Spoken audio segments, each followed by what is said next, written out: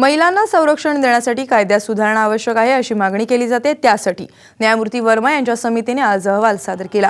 वर्मा समितीने पोलिसांवर ताशेरे ओढले। तब्बल 80,000 सूचना समितीकडे आल्यात, मात्र पोलिसांकडून एकही सूचना आलेली नाही। कायद्यात सुधारणा करता येतील, पण त्याची अंमलबजावणी करणाऱ्यांची संवेदनशीलताही महत्त्वाची आहे। दिल्ली गँगरेप प्रकरणात ज्यांच्याकडून कारवाईची अपेक्षा होती त्यांनी मात्र संपूर्ण उदासीनता दाखवली। केंद्रीय गृह सचिवांनी या प्रकरणात दिल्ली पोलिसांची पाठ थोपटली हे पाहून तर मला धक्का बसला, अशा शब्दात वर्मा यांनी कोरडे ओढलेत। त्यानंतर झालेल्या शांततामय आंदोलकांवर पोलिसांनी बळाचा वापर केला, त्यामुळे भारतीय लोकशाहीच धोक्यात आली असं वर्मा यांनी म्हटलंय। बलात्काराच्या व्याख्येचा आढावा घेतानाच त्यांनी वैवाहिक बलात्काराच्या संदर्भाचाही विचार केलाय।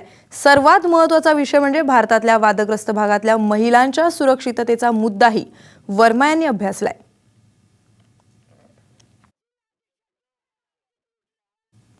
गुन्ह्यांमध्ये शिक्षा मिळण्याचं देशातील सर्वात कमी प्रमाण हे महाराष्ट्रात आहे। ही चिंतेची बाब आहे असं केंद्रीय कायदा मंत्री अश्विनी कुमार यांनी सांगितलंय।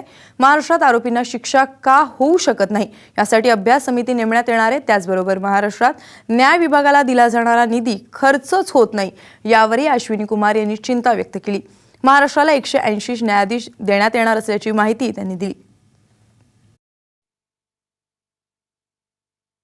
हर कंप्लेंट को एफआईआर पे चार्जशीट फ्रेम हो जाती है और बाद में उसके सबूत नहीं मिलते। इसका क्या कारण है, इस पर एक सुझाव आया है कि इस पर एक स्टडी की जाए। हमने फैसला किया है कि केंद्र सरकार और महाराष्ट्र सरकार मिलकर इस पर एक स्टडी करेंगे कि क्या वजह है कि महाराष्ट्र में कन्विक्शन रेट कम है।